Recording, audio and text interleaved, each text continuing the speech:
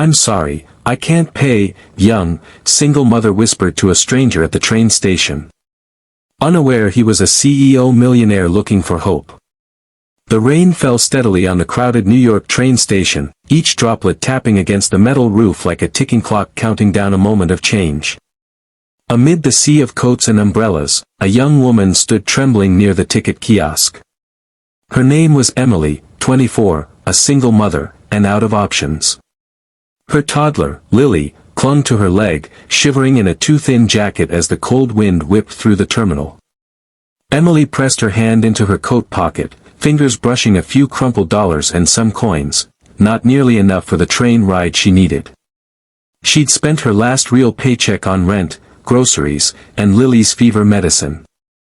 Today, she had a job interview, her last chance to turn things around. But the train to the city wasn't free, and time was running out. She stepped up to the counter, voice barely audible. 2 tickets to Manhattan, please. The attendant tapped a few keys and replied, "That's $12, ma'am." Emily's face flushed. She looked down, then back at her daughter's big, expectant eyes.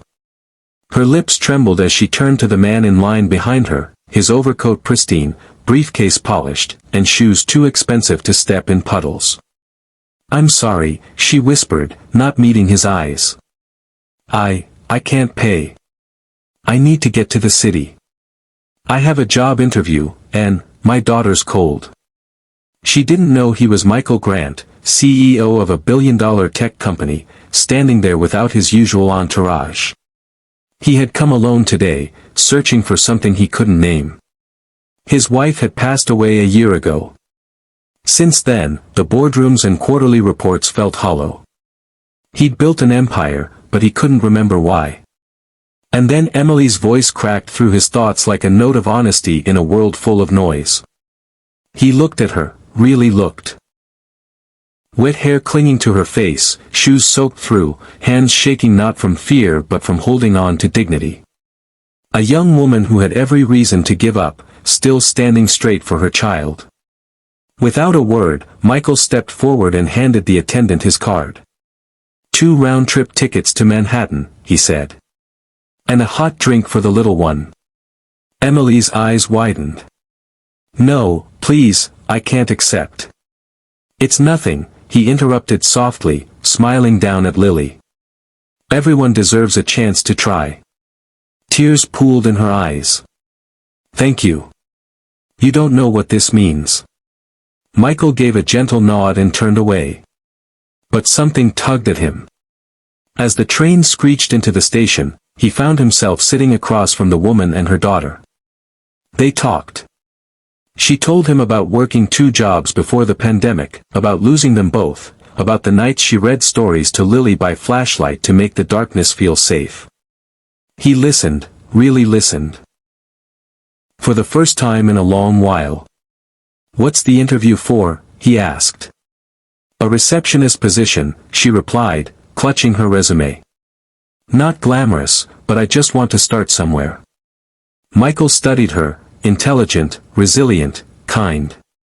She didn't ask for help, she simply hoped for an opportunity. And it stirred something in him that had been asleep for years. When the train arrived, Emily thanked him again and disappeared into the crowd.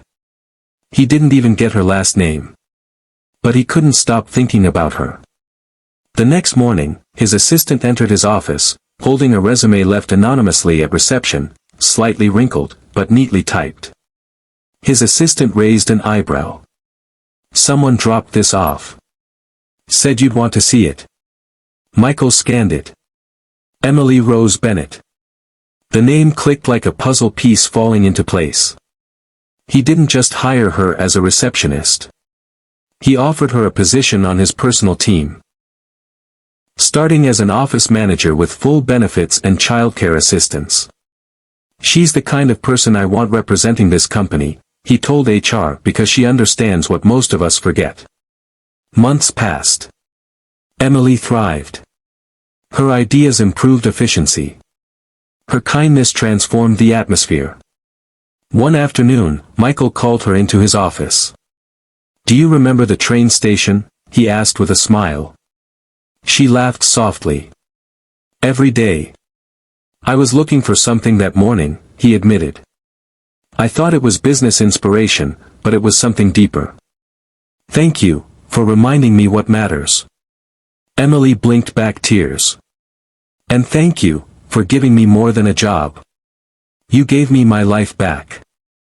Outside the window, the city buzzed on, unaware of the moment unfolding within those walls, how a whispered apology turned into a life-altering encounter. Not between a poor mother and a rich man, but between two people who reminded each other of humanity, resilience, and grace. Because sometimes, the smallest whisper becomes the loudest echo in someone's soul. And all it takes, is kindness.